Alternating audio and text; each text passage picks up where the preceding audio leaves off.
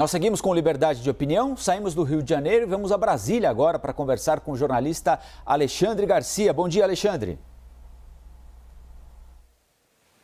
Bom dia, Colombo. Vamos aos assuntos de hoje. Vamos lá. Daqui a pouquinho, em pouco mais de meia hora, começa mais um dia de depoimentos na CPI da pandemia. Hoje, ouvindo o diretor-presidente da Anvisa, Antônio Barra Torres, a partir das 10 horas da manhã. Barra Torres deve falar sobre diversos assuntos, é claro, os mais importantes, o processo de liberação das vacinas contra a Covid-19, que tem de necessariamente passar pela Anvisa, supostas interferências do governo no trabalho da agência, no cotidiano, no dia a dia da Agência Nacional de Vigilância Sanitária. Alexandre, queria que você falasse um pouquinho do que a gente pode esperar do depoimento que começa daqui a pouquinho do diretor-presidente da Anvisa. Eu sempre critico supostas, né? A gente joga a coisa no ar, supostas interferências. Ou são interferências ou não são interferências. Eu não vi interferência até agora, inclusive porque há amizade pessoal entre o presidente da República e o presidente da Anvisa, o almirante Barra, mas ainda assim, né, enquanto o presidente conversava com Putin para abrir o caminho para Sputnik vir para o Brasil, a Anvisa logo depois cancelou, né? Então, eu não vejo que essa amizade pessoal interfira, amizade pessoal, aliás, de andar de moto, né? Interfira nessa questão aí da responsabilidade da Anvisa, porque ele não está sozinho lá na Anvisa. Tem uma equipe toda, né? E com esse trabalho colegiado na Anvisa faz com que, digamos, uns fiscalizem outros, né? E todo mundo quer mostrar que está protegendo a população. O trabalho da Anvisa é esse, é uma agência autônoma, nós ganhamos essas agências autônomas que não podem sofrer influência, principalmente de seus clientes, né? A Anvisa não pode sofrer influência dos laboratórios, assim como as outras agências aí não podem sofrer, por exemplo, a agência de telecomunicações ou a agência de eletricidade não pode sofrer influência das operadoras desses sistemas, né? Então, eu acho que a Anvisa está fazendo um trabalho justo, consciente, de defesa da saúde do povo, né? É isso que tem que se preocupar. Tem que ser muito dura, sim, né?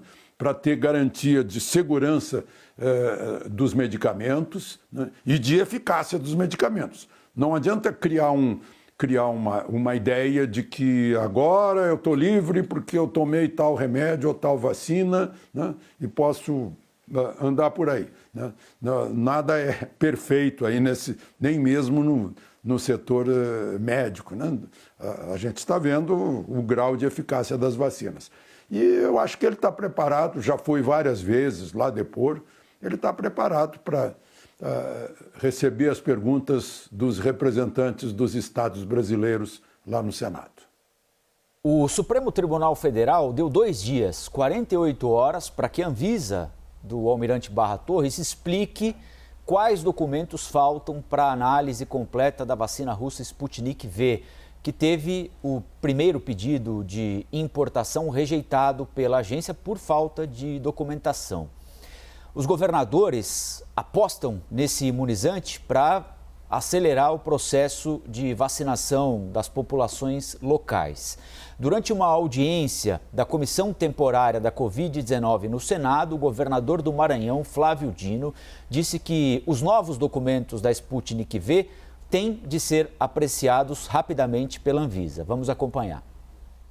Não houve ainda a marcação de uma nova reunião da Anvisa para apreciar esses novos documentos, que descartariam a presença desse vírus, adenovírus replicante. Alexandre, como é que você avalia esse prazo dado pelo Supremo à Anvisa? O ministro Lewandowski age com coerência na sua avaliação? Bom, eu só queria abrir um parênteses, já que eu vi o governador do Maranhão, para dizer que eu estou sentindo falta dele de uma participação nessa campanha pelo voto auditável, já que ele foi o autor, junto com Brizola Neto, da segunda lei, né, que foi derrubada pelo Supremo, né, que ele podia aproveitar agora a oportunidade que está se fazendo um movimento muito grande para a gente confiar no próprio voto. Mas, enfim, o governador do Maranhão e o consórcio de governadores que se reuniu para pedir essa vacina Sputnik está esperando o resultado, porque a decisão do ministro Lewandowski, depois de esgotado o prazo que ele deu para a Anvisa, né, para decidir aprovar sim a vacina para poderem comprar, foi para os governadores dizendo, olha, tem que observar as cautelas dos laboratórios e as recomendações da autoridade sanitária. Pronto, aí a autoridade sanitária é a Anvisa. Ficou na mesma, né? Eu acho que o presidente da Anvisa deve estar formado, assim como médico, almirante, de cabeça fria, porque se tivesse a cabeça quente, né, eu imagino dizer assim, puxa, dizer lá para o ministro Lewandowski, larga do meu pé, me deixa trabalhar. O meu trabalho aqui não é ficar correndo atrás de prazos do Supremo, é ficar correndo atrás de certificação de medicamento, no caso de vacina. Porque eu sei que há a premência da emergência sanitária, mas aí vem uma premência legal, judiciária, olha, tem prazo para isso, tem prazo para aquilo, tem prazo para aquilo, é uma coisa incrível. Teve que mandar correndo uma equipe para Moscou, para a Rússia, que não conseguiu ver tudo, porque inclusive, segundo a Anvisa, não deixaram, né? Então eu acho que o Supremo está levando muito a sério o título Supremo, mas é Supremo do Judiciário. Não é supremo poder do país, né? Então essa é uma questão administrativa da Anvisa, administrativa eminentemente sanitária, né? Agora tem 48 horas para isso, tem 30 dias para aquilo, tem uma semana para aquilo.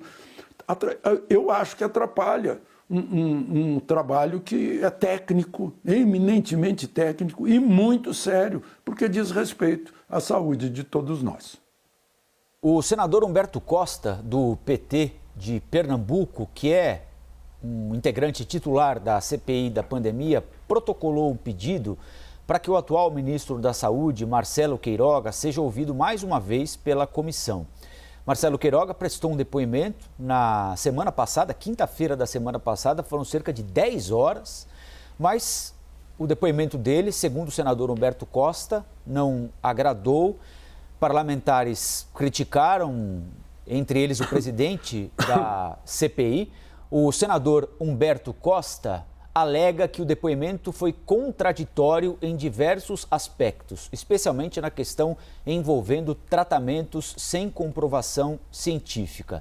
Alexandre, como é que você avalia esse requerimento apresentado pelo senador Humberto Costa? Ficou alguma coisa para trás naquele depoimento de quinta-feira que precise ser melhor discutida pelo ministro Marcelo Queiroga mais uma vez na CPI?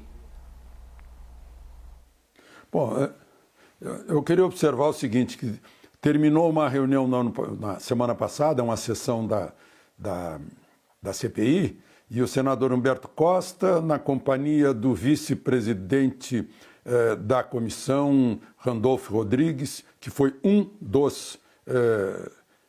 que apresentou um dos requerimentos, dos 2 requerimentos que provocaram a comissão de inquérito, né? O dele teve 31 assinaturas, o do senador Girão teve 45. O senador Girão parece, mesmo tendo 45 assinaturas, parece que ficou de lado, e Randolfo Rodrigues parece que é o campeão da Covid, né, da CPI.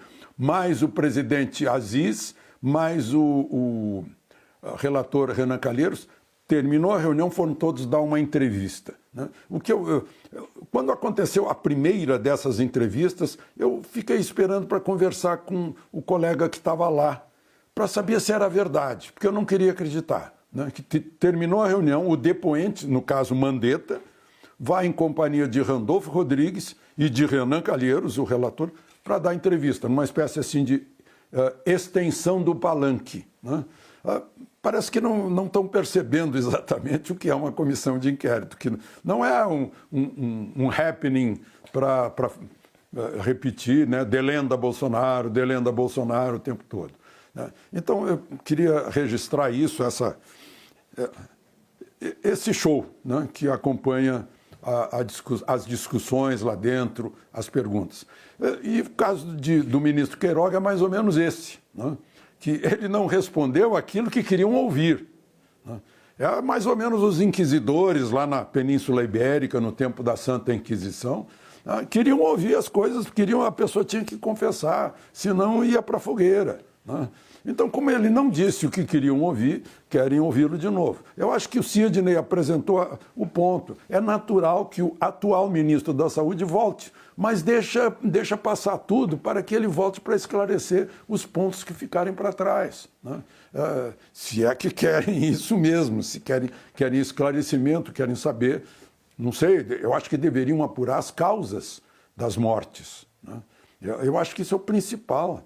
Apurar as causas das mortes. Aí, no caso, teriam que convocar todos aqueles que foram acometidos pela Covid e não foram hospitalizados, por exemplo, e perguntar por quê, né? Chamem, perguntem, né? Então, mas, enfim, assim anda, né, a CPI. Hoje teremos o depoimento daqui a pouco do presidente da Anvisa e amanhã vamos ter o depoimento do ex-secretário de comunicação da presidência, o Fábio Weingarten. Bom, o Brasil registrou nas últimas 24 horas 889 mortes, 25.200 casos de Covid, balanço do Conselho Nacional dos Secretários de Saúde. É um número ainda colossal, mas é o menor número de mortes registradas nas últimas 9 semanas. Nós lembramos que, geralmente, às segundas-feiras, os números são menores por causa de um funcionamento parcial de laboratórios, secretarias de saúde, prefeituras que não funcionam a pleno vapor aos finais de semana. Mesmo assim, há uma queda persistente nos últimos dias. Alexandre, queria que você falasse um pouquinho se a gente já pode falar em uma tendência de queda nos números. Agora há pouquinho a Basília Rodrigues entrevistou o secretário executivo do Ministério da Saúde e ele disse que acredita que nós atingimos um platô com uma tendência de queda. Já é possível chegar a essa conclusão? E se a queda está acontecendo, nós podemos atribuir isso a vários fatores, avanço da vacinação, medidas de distanciamento social, uma queda natural dos números, assim como aconteceu naquela primeira onda no ano passado? Bom, eu ressalvo que a minha base de números é sempre a oficial, o Registro Civil, o site da transparência do Registro Civil, onde se registram as certidões de óbito. Então, desde que as certidões de óbito estejam com a causa mortis correta, né, esses números são corretos. E também há uma certa defasagem de dias até que a família vá lá entregar a certidão de óbito para o registro de pessoas naturais lá no cartório.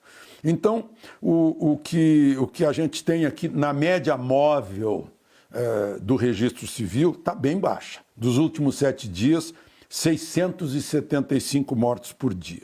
Mas é de ontem isso, ou seja, pegou o domingo, né? Então vamos pular para o sábado. Aí a média móvel fica em 1.000 dos últimos 7 dias. Vamos para sexta-feira, né? Aí a média móvel está em 1.100, né, em números redondos por dia. Isso já é uma terça parte do número de mortes do dia 29 de março, que foi o topo, que foi 3.406 mortes, né? Nós temos um acumulado, segundo o cartório, que ainda não recebeu todas as certidões, de 420.000 mortos. E aí eu dou uma pesquisada para ver outras causas de morte, né? Por exemplo, as causas cardíacas, as doenças do coração mataram no mesmo período 387.737 brasileiros, né? Ou seja, mais ou menos 30.000 a mais da Covid sobre doenças cardíacas. Agora, você me pergunta, é a vacinação? Pode ser, sim, pode ser a vacinação, né? Pode ser imunidade de rebanho? Pode ser. Eu fui consultar o site do Butantan, por exemplo, que fala em imunidade de rebanho.